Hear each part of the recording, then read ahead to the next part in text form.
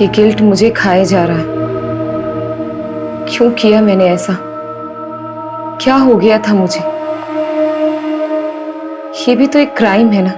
सब कुछ इतनी जल्दी में हो गया कि मुझे कुछ समझ में ही नहीं आया। और अब ये समझ नहीं पा रही हूं कि ये गिल्ट खत्म कैसे होगा। गिल्ट होना अच्छी बात है और अच्छा है कि तुम्हें गलती का एहसास है। बट टू बी फ्रैंक, मैं तुम्हारी मदद तभी कर पाऊंगा जब तुम मुझे खुल के बता पाओगी कि तुम्हारी गलती क्या है। मुझे लेट हो रहा है, मैं चलती हूँ।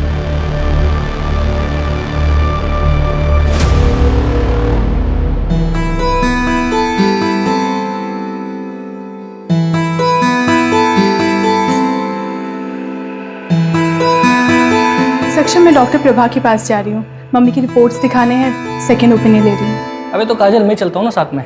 नहीं नहीं, मैं चली जाऊंगी। आज तुम्हारी छुट्टी है ना, तुम रेस्ट करो। ओके ठीक है, बाय।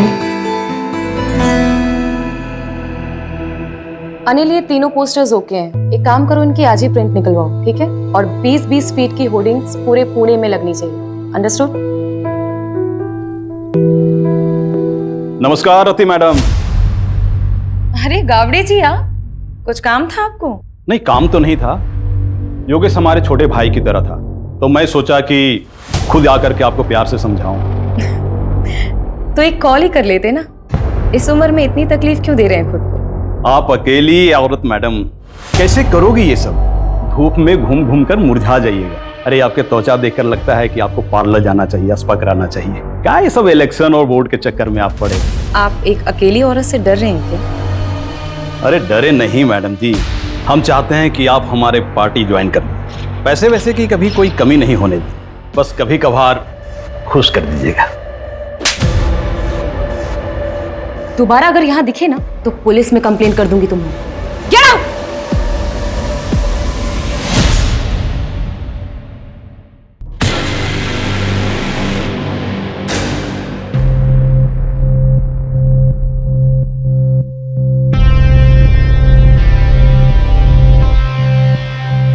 रति, कब तक हम ऐसे छुप छुप के मिलते रहेंगे? काजल, प्लीज मुझे थोड़ा और टाइम दे दो। मैं अब तक उस गिल्ट से बाहर नहीं आ पा रही हूँ। कब तक तुम उस गिल्ट में रहोगी? तुम उस गिल्ट से इसलिए नहीं निकल पा रही हो क्योंकि तुम निकलना नहीं चाहती। और मुझे तो ऐसा लगता है कि तुम मेरे लिए सीरियस नहीं हो। नहीं काजल, ऐसी कोई बात नहीं है। मैं तुमसे बहुत प्यार करती हूँ। I love you so much. I love. तुम डिसाइड कर लो, तुम्हें मैं चाहिए या फिर तुम्हारे ये गिल्ट। तुम्हारे पास 1 हफ्ते का समय है। मैं कानपुर जा रही हूँ, मेरी माँ का ऑपरेशन है। काजल,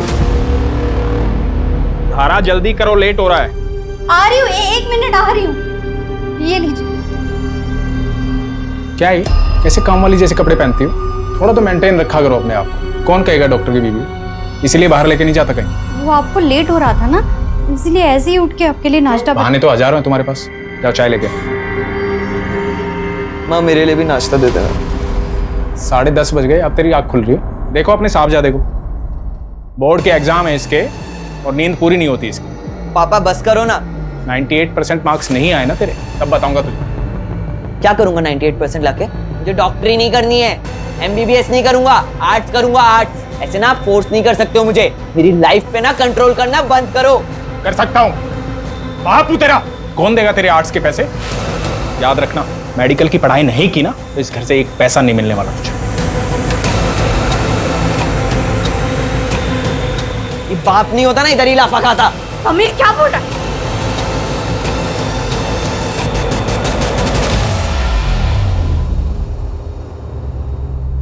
माता जी, ये दवाई मैंने लिखी है और ये हमारे कैंप की तरफ से फ्री है। जुग जुग जियो बेटा, तुम बहुत ही अच्छा काम कर रहे हो। भगवान तुम्हारी सारी मनोकामना पूरी करे।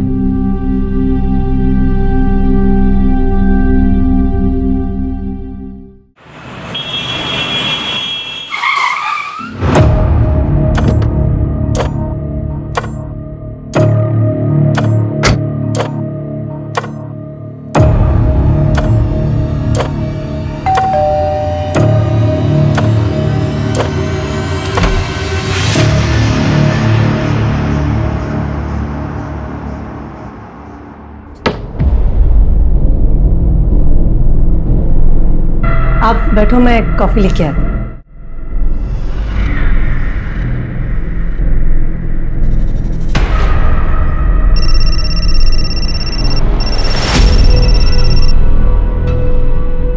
रवि, वो मैंने आपसे जो 2 लाख रुपए मांगे थे ना बैंक से निकालने के लिए, वो प्लीज लेके आना। सारा फालतू चीजों के लिए पैसे नहीं है मेरे पास, पहले भी कई बार बोल चुका हूँ मैं। रवि, आप अच्छे से जानते हो मैं पैसे वेस्ट नहीं करूंगी, मुझे जरूरत है इसीलिए मांग रही हूँ।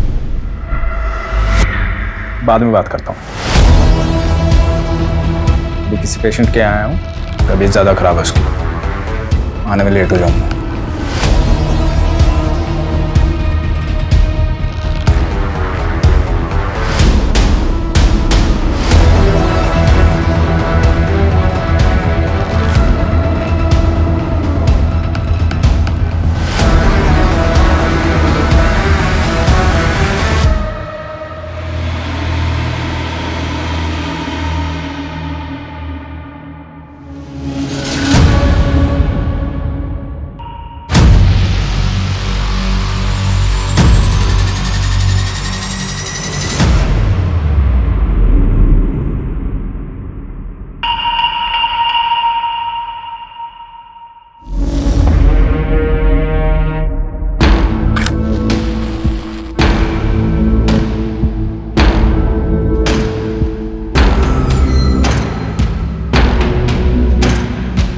अरे वाह, महंगी वाली, क्या बात है।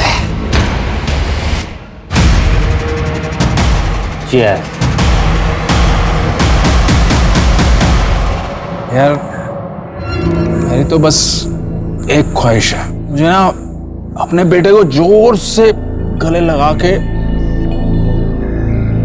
आई लव यू बोलना है। अरे रवि बाबू, आपके दुख की दवा तो आसान है। आप ना अपने बाप वाली ईगो ना साइड में रख के अपने बेटे को जोर से गले लगा के आई लव यू बोल दो। बिल्कुल। पर मेरे दुख की दवा नहीं है बाबू, 28 का हो चला हूँ पर कोई मिलती ही नहीं है।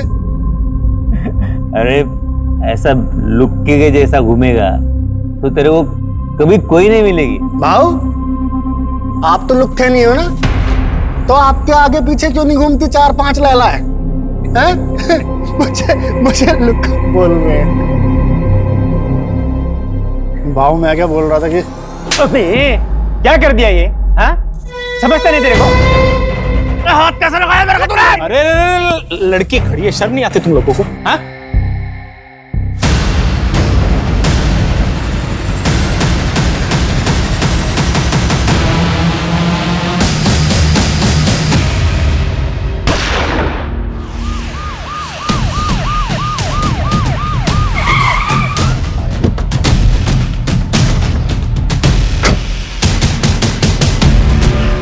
सर, बड़ा ही अजीब क्राइम सीन है, देखिए।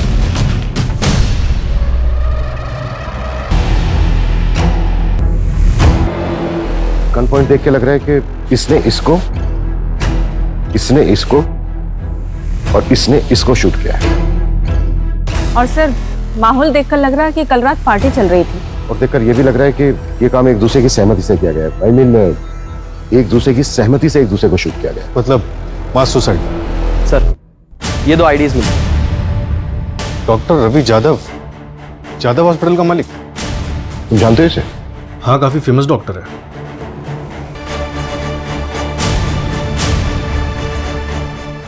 मंजू,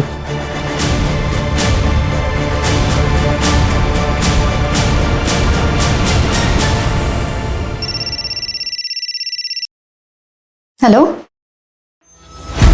क्या? माँ, क्या हुआ? समय पापा।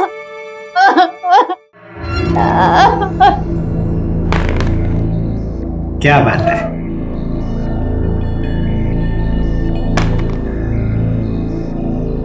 पापा, आपका 1 आया था, आपने 3 क्यों चलाया? मैंने चीटिंग नहीं किया। आप चीटिंग कर रहे हो। चाय लो। आई देखो ना पापा, चीटिंग कर रहे हैं। क्या टिया, तू भी किसको बता रही है? ये तो खुद चीटर है।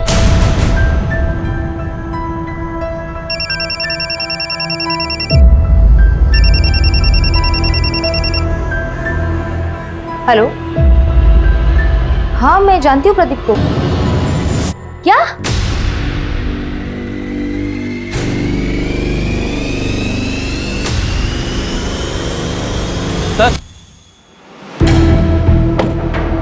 सर ये रवि की सीढ़ी है जो आज सुबह से बंद आ रहा है। किसका नंबर है? सर जय कामली के नाम पर रजिस्टर्ड है। रेगुलर बातचीत होती थी? हाँ सर, दिन में 2-2 घंटे बात होती थी। सर तो कहीं ये डॉक्टर रवि का अफेयर तो नहीं चल रहा था? पॉसिबल है। पोस्टमार्टम रिपोर्ट आई? सर डिटेल पोस्टमार्टम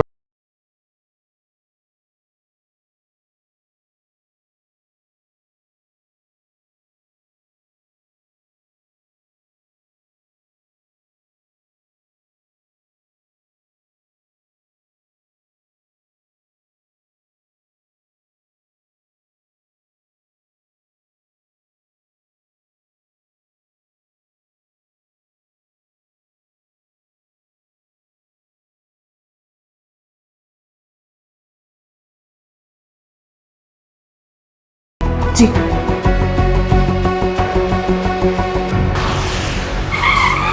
प्रदीप ने लास्ट कॉल जिस नंबर, वो नंबर आपका है मिसेज लता तांबे। कैसे जानती थी आप प्रदीप? सर मैं अच्छी तरह जानता हूं उसे। हमारी बेटी को पढ़ाने आता था। पढ़ाता क्या था? एक नंबर का ठरकी था। अच्छा हुआ मर गया। बिल्कुल सही। टिया, आज के लिए इतना काफी है, बाकी कल कर लेंगे। ठीक है सर। मुझे कुछ काम से बाहर जाना। ठीक सर। ए, मेरे बेटी को हाथ कैसे लगाया तूने? मेरे बेटी को हाथ लगाया कैसे तूने? विनय, मैं तो सिर्फ पढ़ा रहा था। पढ़ा रहा था? मैंने मेरी आंखों से देखा तू क्या कर रहा था। निकल मेरे घर से, निकल जा मेरे घर से। विनय, मेरे बेटी के आसपास भी दिखाई दिया ना तो जान से मार दूंगा तुझे मैं। ये टिया के साथ यहाँ गंदी गंदी हरकतें कर रहा है और तू यहाँ पे बैठ के मोबाइल पे गेम खेल रही है। चल अंदर, अंदर चल। मोबाइल पे बैठे बैठे खेलती रहती है वो। क्या बकवास कर रहे हो तुम? अच्छा मैं बकवास कर रहा हूँ और तुम जो कर रहे हो बहुत अच्छा कर रही हो तुम।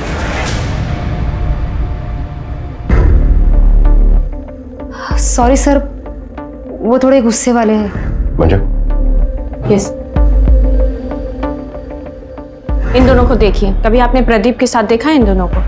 जानती हैं आप इन्हें? नहीं, मैंने नहीं देखा। प्रदीप की फैमिली में से जानती है किसी को? क्योंकि हम उसके घर पे गए थे, घर पे ताला लगा हुआ था और नेबर से भी हमें कोई खास इन्फॉर्मेशन नहीं मिली। नहीं सर, उसने कभी कुछ बताया नहीं। शायद वो अकेला ही रहता था।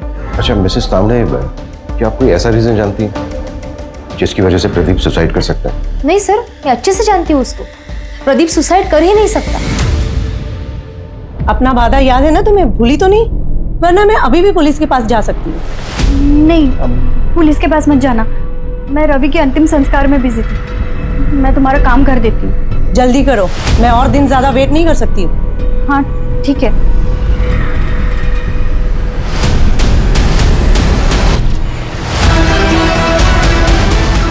क्या इसको जानते हैं? नहीं सर। Doctor, I am really worried for रति।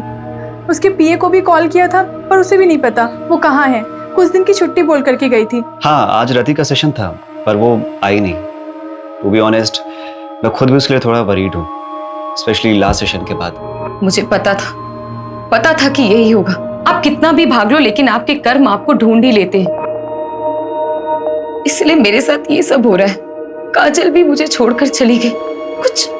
कुछ बचा ही नहीं मेरी जिंदगी में, कुछ भी नहीं। मैंने उसे बहुत समझाया था लेकिन वो मेरी बात समझने के लिए तैयार ही नहीं थी। अगर आपसे वो कांटेक्ट करती है ना तो आप प्लीज मुझे कॉल करके बता दीजिएगा। ओके।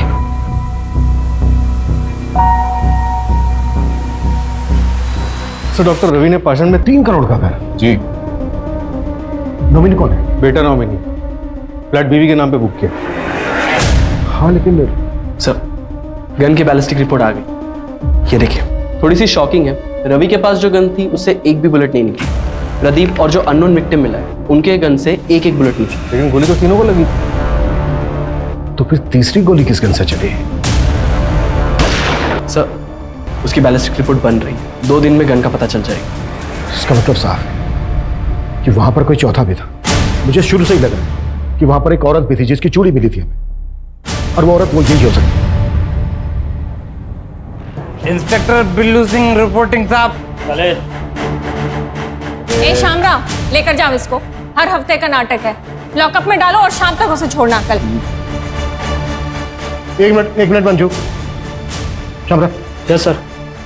इसको बाहर लेके चलो। सूरज, बैंगलोर सील पे आओ। Okay sir.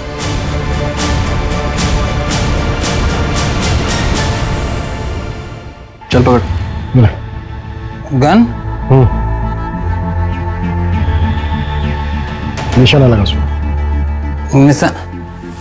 घबरा मत, निशाना लगा। शाबाश। हाँ, लगा निशाना।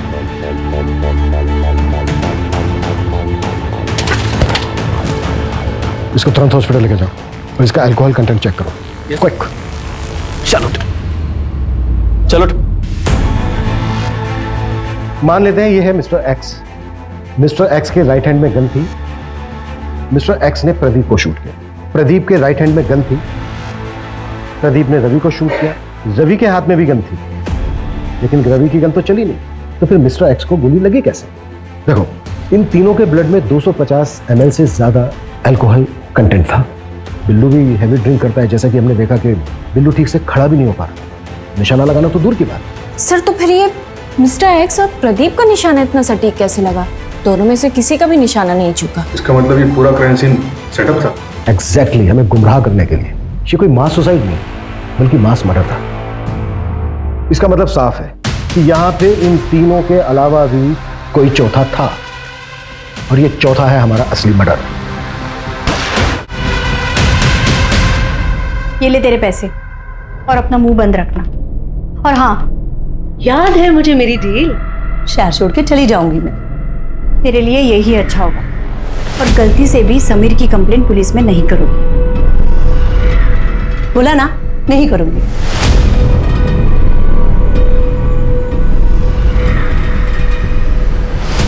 सर, धारा के कॉल रिकॉर्ड्स चेक किए, उसमें एक नंबर मिला है जो जया कामली के नाम पर रजिस्टर्ड है। ये उसका दूसरा नंबर है।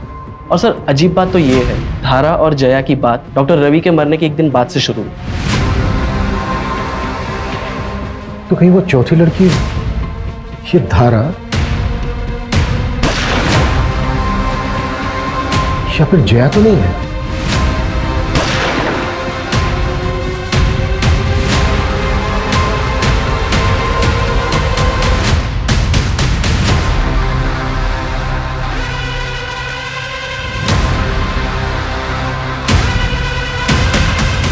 जी, मैं जानती थी जया को। उसका रवि के पास इलाज चल रहा था। उसने रवि की मौत के बाद सांत्वना देने के लिए फोन किया था। जी।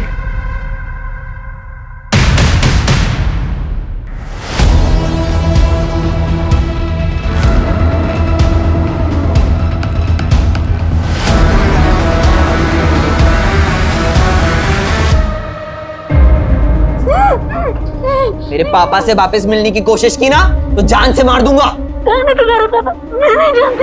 ए, नाटक बंद कर। मेरे पापा डॉक्टर रवि तुझसे मिलने आते हैं ना, तेरे साथ इधर गुलछड़े उड़ाते हैं ना। क्या चाहती है तू? उनकी प्रॉपर्टी? एक बात कान खोल के सुन ले, मेरे पापा की प्रॉपर्टी पे सिर्फ मेरा और मेरी माँ का हक है, समझी? सूरज, जया का मूवमेंट ट्रैक हुआ? मोटरबाइक रात को कहाँ थी? सर, जया का फोन तो उसके घर पे ही एक्टिव था और कोई ऐसा क्लू नहीं मिला जिससे ये पता चले कि जया क्राइम साइट पे गई।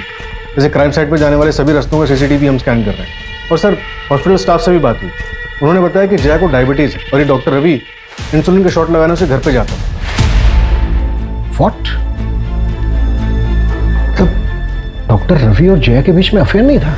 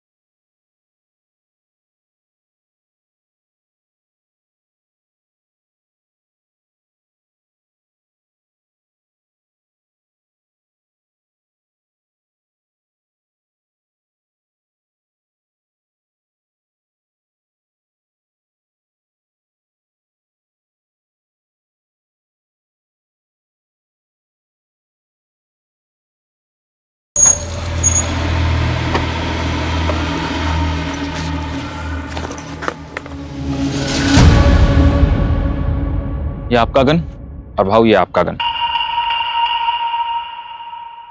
और अक्षय भाऊ, ये खास आपके लिए। अरे अक्षय भाऊ, ये क्या कर रहे हो आप? अरे यार बस ट्राई कर रहा था, सॉरी। इसमें गोली दी तो मैं तो ऊपर पहुंच जाता। गोली लाया, गोली दे। हाँ।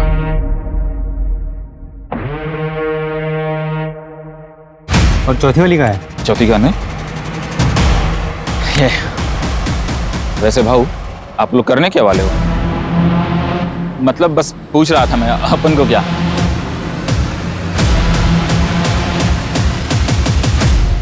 आलू? हाँ साहब, 3 लोग थे, 4 गन लेके गए और उनके पूरे सीट पे आलू भरे थे। ये जो तीसरा आदमी था, इसका क्या नाम बताया तुमने? अक्षय नाम है उसका, यही कोरेगांव पार्क में ही रहता है। मेरा एक दोस्त है जो उसका पड़ोसी है, तो उसी ने डील कराई थी। इस अक्षय का घर परिवार? घर परिवार तो नहीं पता साहब, लेकिन वो एड्रेस दे सकता हूँ। तो शायद ये मास सुसाइड ही था। शायद हाँ। गन इन तीनों ने खुद खरीदी। सवाल ये है कि चौथी गन किसके लिए खरीदी गई? तो शायद वो गन किलर के पास। इन तीनों ने और वो चौथा आदमी औरत जो भी कोई है, इन सब ने मिलकर ये प्लान किया होगा और फिर ये चौथा शख्स बैकआउट कर गया होगा। या फिर ये भी हो सकता है कि शुरू से इसका ये प्लान था।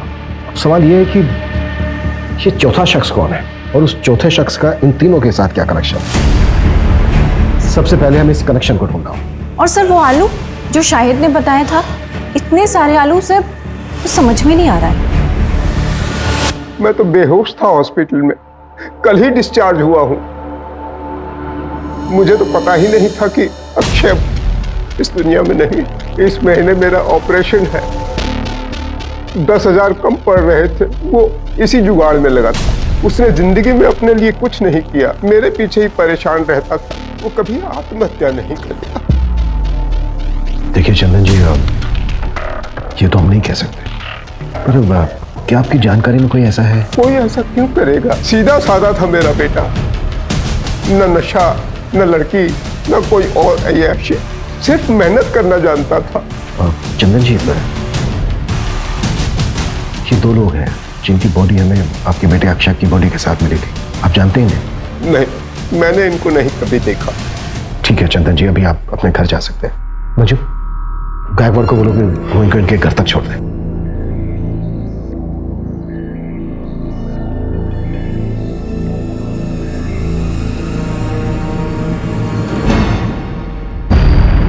सर, किस गन के साथ? सर, ये सेम गन एक और क्राइम में भी यूज हुई। क्या क्राइम था? चौंकाने वाली बात है सर, ये क्राइम 14 अप्रैल की रात को 1:30 बजे के करीब हुआ था। ये दोनों मौतों के बीच में 1 घंटे का फासला था। जरूर ये दोनों क्राइम आपस में लिंक है सर। हो सकता है। क्राइम क्या? सर, एक औरत ने सुसाइड कमिट किया, उसी के घर में उसी की लाश 4 दिन बाद मिली।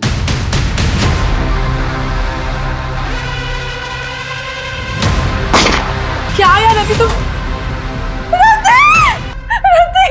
रति जाधव नाम था, कॉपरेटर योगेश जाधव की बीवी। कॉपरेटर योगेश जाधव, इसने भी सुसाइड किया था ना? हाँ सर, और उसकी बीवी रति जाधव, ये भी इलेक्शन लड़ने वाली थी। तो वो चौथी औरत रति थी। कि रति के केस में ना और कंफ्यूज कर दिया है। 3 आदमी 1 औरत। आखिर ये करना क्या चाह रहे थे? रति के हस्बैंड ने सुसाइड किया और बाकी के 3 विक्टिम। कहीं ये सब कुछ रति के पास से तो नहीं जुड़ा हुआ है?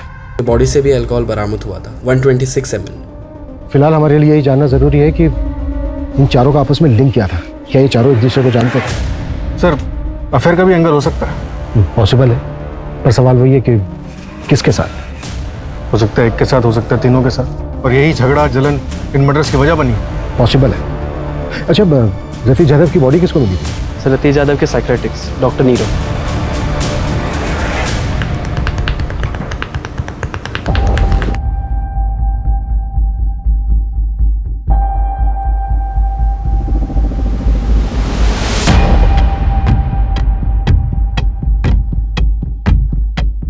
हेलो सर, रियली सॉरी, आप लोग काफी टाइम से वेट कर रहे हैं क्या? नहीं, इट्स ओके। एक्चुअली हमें आपसे रति जाधव के बारे में बात करनी थी। आप रति के डॉक्टर थे ना? जी। दरअसल हमें ये जानना था कि क्या रति किसी बात को लेकर परेशान थी? जी, एक्चुअली रति गिल्ट में थी। ये समझ नहीं पा रही हूँ कि ये गिल्ट खत्म कैसे होगा। गिल्ट? किस बात का गिल्ट था रति को? कुछ साल पहले उसके हस्बैंड योगेश की डेथ हो गई थी और रति उसके लिए खुद को जिम्मेदार मानते थे। रति आई एम हो, ये तुम दोनों, ये सब क्या हो रहा था? योगेश, योगेश मेरी बात सुनो। क्या बात सुनो तुम्हें शर्म नहीं? मेरा नाम, मेरी इज्जत सब मिट्टी में मिल जाएगा। इलेक्शन कैंपेन स्टार्ट होने वाला है। तुम टेंशन मत लो, मैं और काजल कहीं दूर चले जाएंगे। मुझे छोड़कर सबको पता चल जाएगा, मेरा नाम, मेरा करियर, मेरी इज्जत सब बर्बाद हो जाएगा। योगेश मेरी बात सब सुनो। बर्बाद हो जाएगा। योगेश, योगेश, योगेश, योगेश, योगेश, योगेश, योगेश।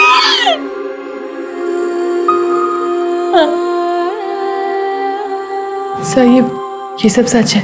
सर हमारे रिलेशन को कोई नहीं समझता। फैमिली और सोसाइटी के प्रेशर में हम दोनों ने शादी तो कर ली, लेकिन हम अपने अपने हस्बैंड के साथ खुश नहीं थे।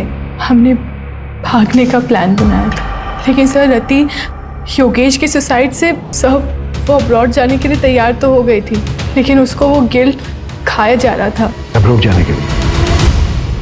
और वो इलेक्शंस? सब वो ये सब कभी नहीं करना चाहती थी। वो तो योगेश के शुरू किए हुए प्रोजेक्ट्स को कंप्लीट करना चाहती थी। उसके बाद ईयर एंड में हमारा कनाडा जाने का प्लान था। अब कनाडा सेटल होने का प्लान था। वहाँ की एक यूनिवर्सिटी में मैंने पीएचडी का फॉर्म भी फिलअप कर दिया था। सब कुछ ठीक चल रहा था, सब कुछ। लेकिन उस दिन हमारे बीच झगड़ा हो गया। कब तक तुम इस गिल्ट में रहोगी? और मुझे तो ऐसा लगता है कि तुम मेरे लिए सीरियस नहीं हो। नहीं काजल, ऐसी कोई बात नहीं है। I love you so much, I love. और मैं कानपुर चली गई। सब मेरी गलती है सर। ठीक है।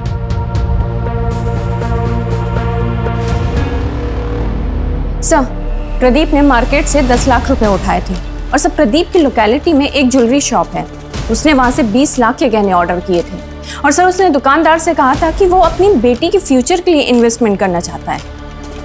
कहाँ है उसकी बेटी? सर मैंने पता किया है, 13 साल पहले प्रदीप को एक बेटी पैदा हुई थी, लेकिन सर बच्चे को जन्म देते समय उसकी वाइफ की मौत हो गई थी और सर उस नर्सिंग होम के रिकॉर्ड्स पता करते हुए हमें एक जाना पहचाना नाम मिला है जिसने उस वक्त उसी नर्सिंग होम में एक मरे हुए बच्चे को जन्म दिया था। कौन?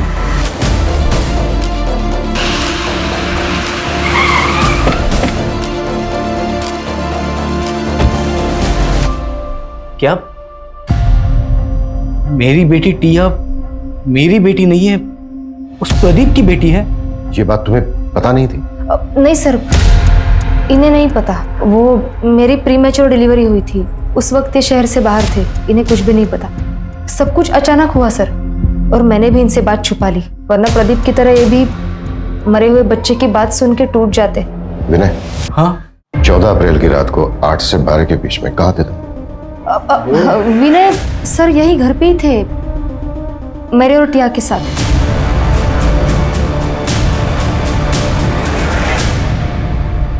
सर, रति के बैंक रिकॉर्ड्स चेक करके पता चला है कि कनाडा की एक यूनिवर्सिटी में उसे 30 लाख रुपए की फीस भरी और अगले महीने उसे 70 लाख रुपए और भरने थे। प्रदीप ने 20 लाख रुपए के गहने ऑर्डर किए थे और डॉक्टर रवि ने 3 करोड़ का फ्लैट बुक किया। ये लोग इतने बड़े इन्वेस्टमेंट कर रहे थे, जबकि इनके अकाउंट में पेमेंट करने के लिए पैसे नहीं थे। ये भी तो हो सकता है कि पैसा कहीं से आने वाला हो इनके पास, और ये बात पहले से किसी को पता। तारा, जया और समीर सबके पास मोटिव था। और तो और सर, प्रदीप को मारने के लिए विनय के पास भी मोटिव था। और रति पॉलिटिकल फिगर थी, हो सकता है उसको कोई दुश्मन बन गया। थप्पड़ बहुत महंगा पड़ेगा मैडम जी। तुम्हारी यूनिवर्सिटी की फीस है 1 करोड़ रुपए, सतीश 30 लाख रुपए भर चुकी थी, राइट? जी। बाकी के बचते हैं 70 लाख रुपए, लेकिन रति के बैंक अकाउंट में 70 लाख रुपए थे नहीं, तो फिर वो बाकी के पैसे कहां से भरने वाले थे? सब नहीं काजल, लोन लेने की जरूरत नहीं है। मुझे पैसे डबल करने की एक अच्छी स्कीम मिल गई है, जिससे हम अपनी फीस भी भर सकते हैं। जितनी बड़ी रकम उतना बड़ा इनाम। ऐसी कौन सी स्कीम है? तुम ऐसे चक्रों में क्यों पड़ रही हो? काजल ऐसा कुछ भी नहीं है, मैंने सब क्रॉस चेक किया है, सब जेन्युइन है, डोंट वरी। तुम ट्रस्ट करती हो ना मुझ पे? पैसे दुगने करने वाली स्कीम? एक मिनट, तुम इसके बारे में और क्या क्या जानती हो? रति ने मुझे बस इतना ही बताया था। बेटा मैंने मम्मी को मैसेज कर दिया है, अब मम्मी से ले लो पैसे। ओके ओके बेटा। सर मैंने पता किया, मर्डर से 1 हफ्ते पहले रवि ने 1 करोड़ रुपए का लोन लिया था मार्केट से, और उसी तरह प्रदीप ने 50 लाख, रति ने 50 लाख और अक्षय ने अपने दोस्त से 5,000 रुपये उधार लिए थे। और ये पैसा हमें किसी के भी घर से या फिर किसी की भी डेड बॉडी के पास से नहीं मिला। तो इसका मतलब सर वो, इसका मतलब साफ है, हम चौथे आदमी को ढूंढ रहे थे, लेकिन बाजी किसी 5वें आदमी ने मारी, और इस खेल का मास्टरमाइंड वो 5वां ही आदमी है। हाँ मंजू। सर आपने मुझे जैसा बोला था एक बार क्राइम सीन चेक करने के लिए, आप क्राइम साइट पे फौरन आ जाइए, हमें यहाँ कुछ मिला है।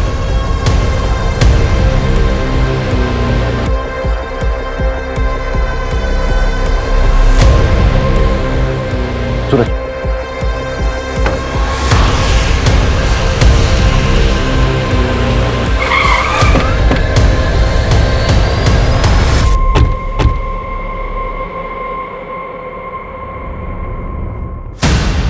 सर ये देखिए क्या मिला।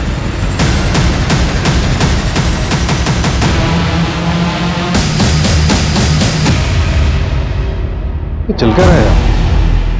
जमीन के अंदर मटकों में आलू।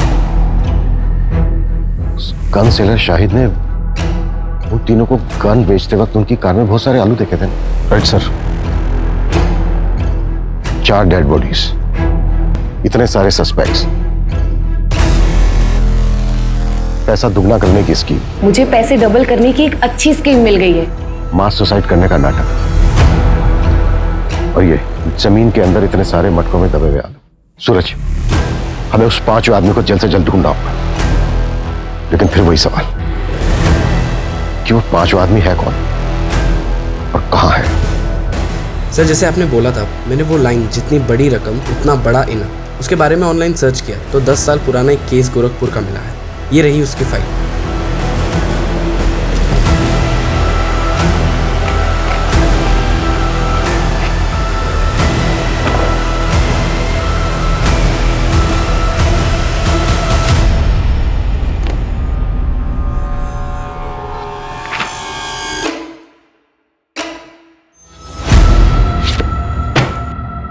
दस साल पहले देव श्रीवास्तव ने पोंजी स्कीम बनाई थी और सबको लूट-लाट कर भाग गया था। ये केस सीरियस तब हुआ जब 2 भाइयों ने सुसाइड कर लिया था। पुलिस ने खूब पूछताछ की थी देव श्रीवास्तव से, लेकिन उसके खिलाफ कोई सबूत नहीं मिला। फिर भी मैं गोरखपुर पुलिस से कांटेक्ट करता हूँ, पता करता हूँ कि देव श्रीवास्तव आजकल है कहाँ, है भी या नहीं। क्विक। सर देव श्रीवास्तव 4 साल पहले मर चुका। एक और डेड है। नहीं सर, देव का एक बेटा है जो 2 साल पहले यहीं पुणे में शिफ्ट हुआ था। इसका हमारे किसी सस्पेक्ट के साथ कोई कनेक्शन है? हाँ सर, ये देखिए।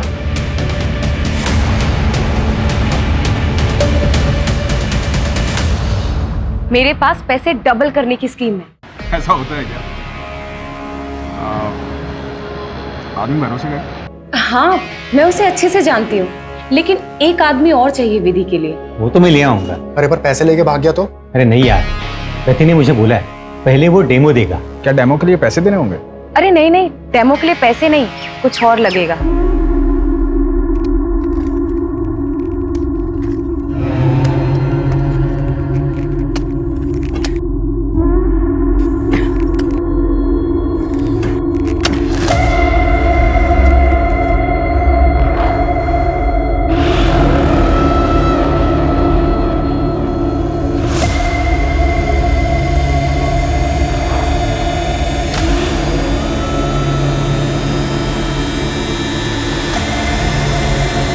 अब क्या करना है?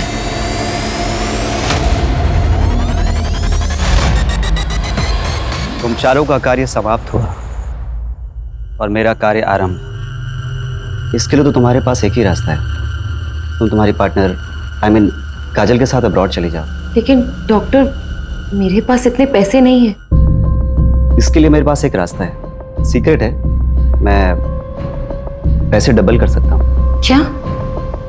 कैसे? एक तरीका है, अब साइंटिफिक नहीं है, और इस विधि को पूरा करने के लिए तुम्हें 4 लोगों को इकट्ठा करना होगा जो कि पैसा डबल करने की चाह रखते हो। लेकिन डॉक्टर, ये सब होगा कैसे? पहले तुम 4 लोगों को आइडेंटिफाई कर लो, उसके बाद मैं तुम्हें डेमो भी दे दूंगा। उसके बाद अगर तुम चारों को मुझ पर भरोसा होता है तब पैसे लेकर आना।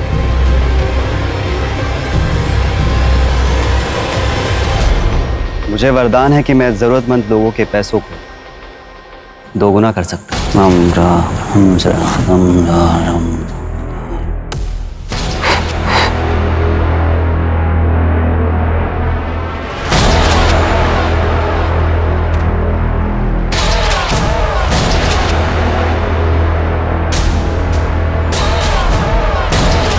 यहाँ आओ, यहाँ खोदो, सच क्या है खुद ब खुद पता चल जाए।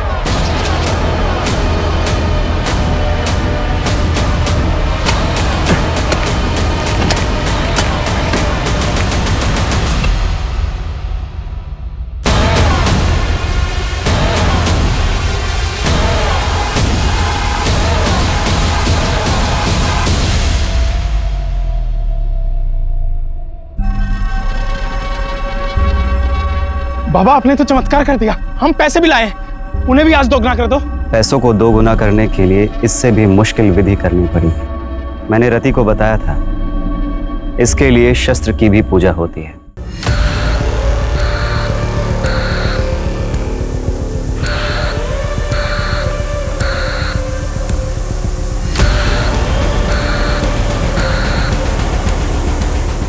अब मुझे इस कार्य को पूरा करने के लिए समय लगे और एकांत भी। उसके पहले आप लोग आपके मोबाइल फोन्स स्विच ऑफ करके इस बैग में डाल दीजिए। अब आप लोग शुभ घड़ी की प्रतीक्षा कीजिए।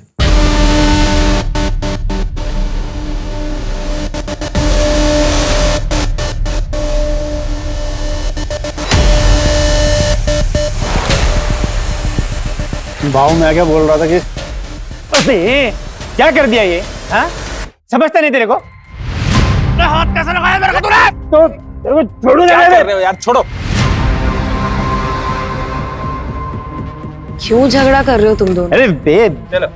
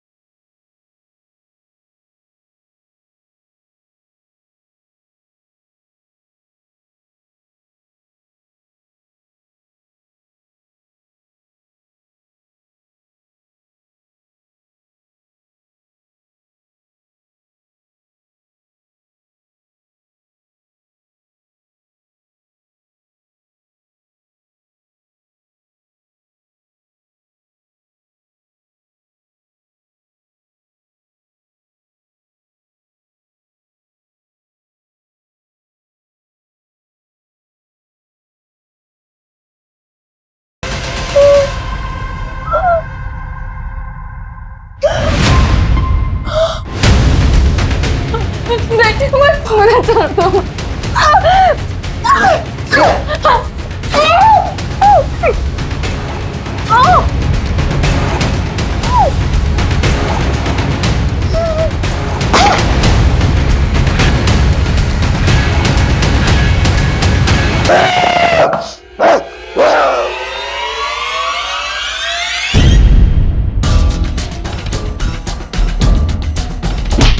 देख, इतना जल्दी इतना गुरूर अच्छी बात नहीं। ये तो तेरी पहली जीत है, तुझे तभी और आगे जाना है। तुझे पूरी दुनिया में राज करना है, भगवान बनना है।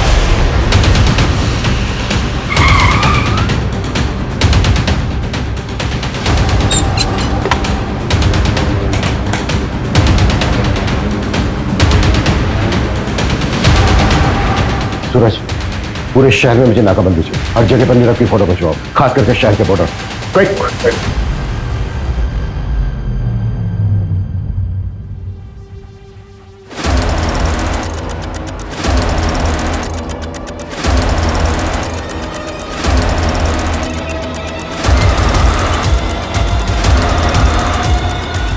आप लिसन, तुम रूम में जाके शैंपेन निकालो। ओके। मैं बस 2 मिनट में आया। मैं बस 2 मिनट में आया। 2 मिनट नहीं बेटा, तेरे को बहुत लंबा समय लगने वाला है। अब लेके चलो इसको। अरे सर मेरी बात सर मार लेना, जी भर के मार लेना, लेकिन पहले ये तो बताओ कि मुझे ढूंढा कैसे? मैरीगोल्ड, यही पोस्ट कार्ड था ना तेरे केविन की वॉल पर। पहले हमें लगा कि ये कोई होटल है। पिछले 6 महीने में कम से कम 60-70 होटल गए होंगे, पर तू कहीं नहीं मिला। फिर मैं पता चला, ओ नहीं, ये कोई होटल नहीं है, बल्कि ये तो मुंबई का एक्सक्लूसिव मेंस सीक्रेट क्लब है। एक पोस्ट कार्ड से क्लब तक पहुंच गए। तुझे क्या लगा तू ही जीनियस है? तेरे जैसे फ्रॉस्टर्स अपनी झूठी शान में पैसा उड़ाने के लिए एक क्राइम करते हैं। फ्रॉड नहीं, जीनियस हूं मैं। अपने इशारे पे लोगों को नचाता हूं, और वो चारों तो अपने लालच की वजह से मारे गए। मेरा उसमें कोई रोल नहीं है। वो चारों लालची, और तू निर्मोही जिसे कोई मोह नहीं। अरे तूने तो उस अक्षय तक को नहीं छोड़ा। वो बेचारा 5000 रुपए डबल करना चाहता था, पता है क्यों? ताकि वो अपने बीमार बाप का ऑपरेशन करा सके। आत्मी लक्ष्मी को कौन जाने देना चाहता है? मैंने तो बस एक शतरंज की खेल की तरह जाल बिछाया, जो फंसा हो गया। बेटा अब हम तुझे भी नहीं जाने देंगे। अब अपनी पूरी जिंदगी जेल में खेलना था। और अब ये बता, तू आलवों को डबल कैसे करता था? वो तो मैं पहले से गाड़ के रखता था, पर लालचियों को मेरी ये मामूली सी ट्रिक भी समझ में नहीं आई।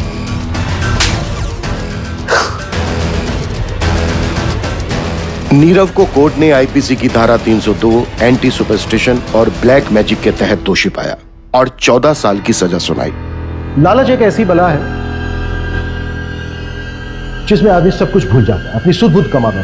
तीनों पढ़े लिखे लोग अच्छी सोसाइटी से थे, चाहते तो मेहनत करके खूब पैसा कमा सकते थे, पर नहीं, सब कुछ भूल भाल कर जल्दी जल्दी पैसा कमाने के चक्कर में अंधविश्वास में फंस गए। फिर मुलाकात होती है एक और केस के साथ। जय हिंद।